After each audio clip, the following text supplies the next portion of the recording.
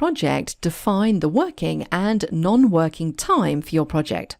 And the default calendar in project is Monday to Friday, 8 to 5 p.m. with 1 hour for lunch. Now, not everybody works in this way. For example, some people might work part-time, others might work at night, some might have certain days of the week off. So we have the ability to create additional calendars in project. So let's go up to the project tab, and in the properties group, we want to go to change working time. This is where we can come to take a look at our different calendars and define the working hours for that calendar. It's also where we can create new calendars from as well. Now, notice at the top, we have loaded up our standard project calendar. This is the default.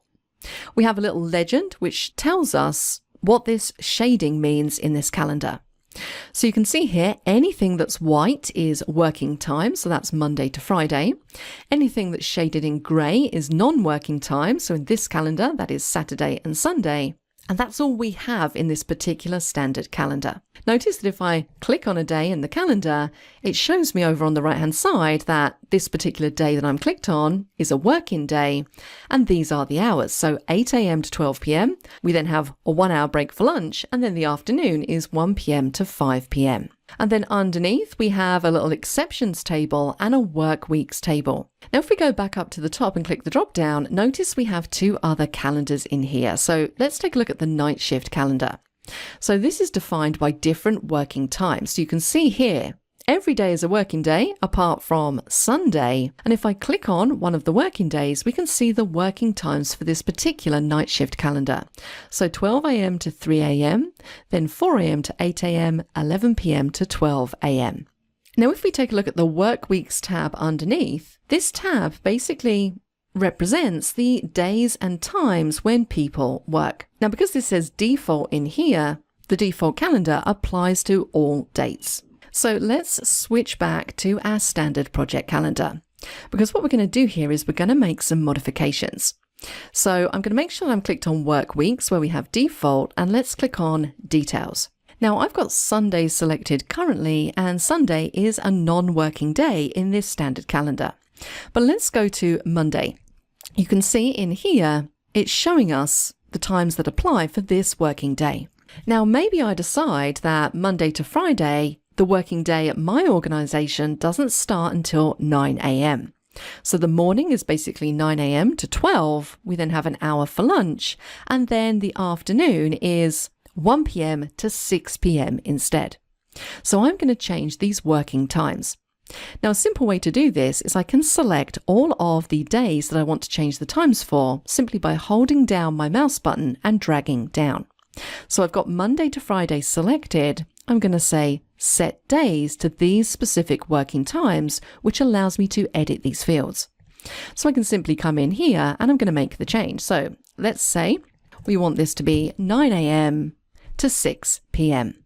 and click on OK. And you can now see that that's been reflected up here where it says working times for October the 5th, 9 a.m. to 12, 1 p.m. to 6 p.m. And you'll find that that is the same for all of the working days. So very simple and straightforward to modify the standard calendar. Now, it might be that some weeks we have different working hours. So for example, that kind of middle week between Christmas and New Year where a lot of people still work, the company might decide that we have reduced hours because it's Christmas. So if we want to add in a schedule that accommodates that, we can simply add in another work week in this little area at the bottom. So I could give it a name. Let's say, I'm just going to call it Christmas week. I can choose when that's going to start. So let's move across to December, and it's going to be, let's say this week just here, it starts on the 26th. And ends on the 30th. I can then go into details and I can set up the hours for that particular week.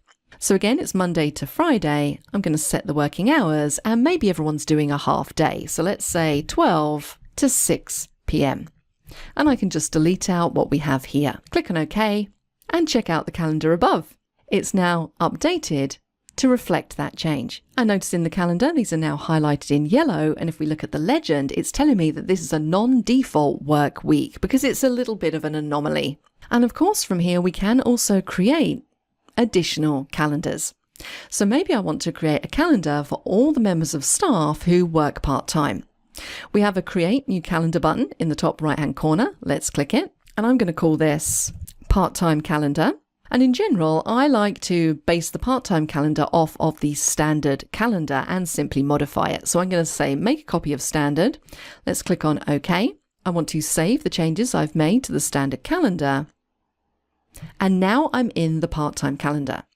So I can now go through and define the working times. So let's go into details. Again, I'm going to say that part-time workers, they work Monday, Wednesday and Friday, and they do 9 a.m. to 12 p.m.